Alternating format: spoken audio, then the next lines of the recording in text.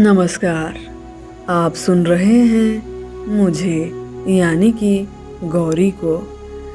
इस कहानी की शुरुआत होती है पुलिस कांस्टेबल बलराम से,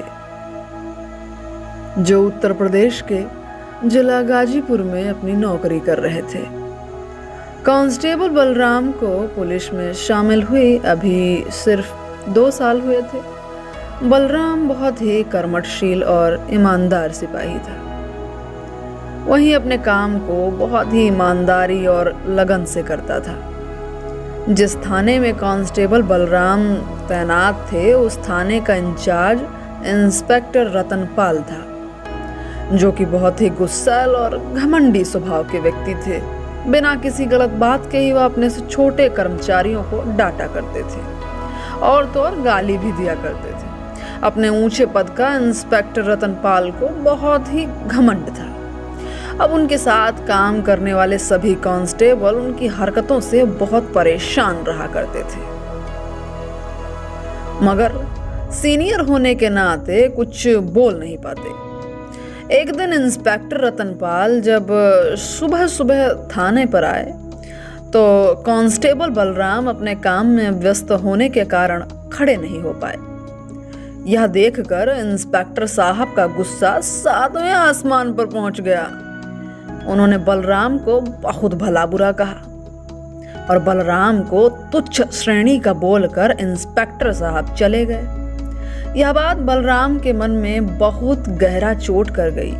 वह मन ही मन प्रतिज्ञा कर लिया कि वह पुलिस विभाग का ही सबसे बड़ा अधिकारी बनकर इंस्पेक्टर रतनपाल को दिखा देगा कि उसके अंदर कितनी काबिलियत भरी हुई है।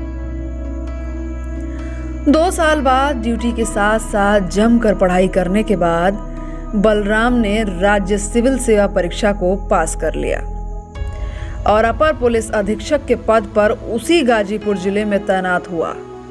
कांस्टेबल बलराम अब पुलिस विभाग में एक उच्च अधिकारी बन चुका था।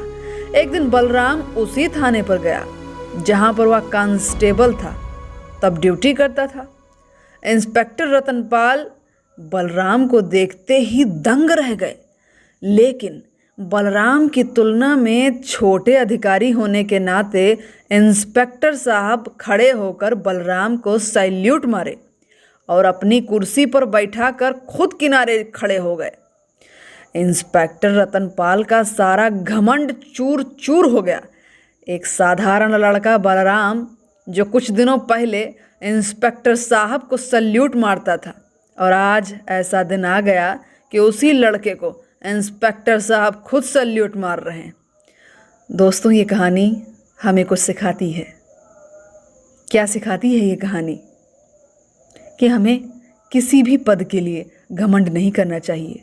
आज समय हमारा है, कल समय किसी और का होगा। Stay tuned.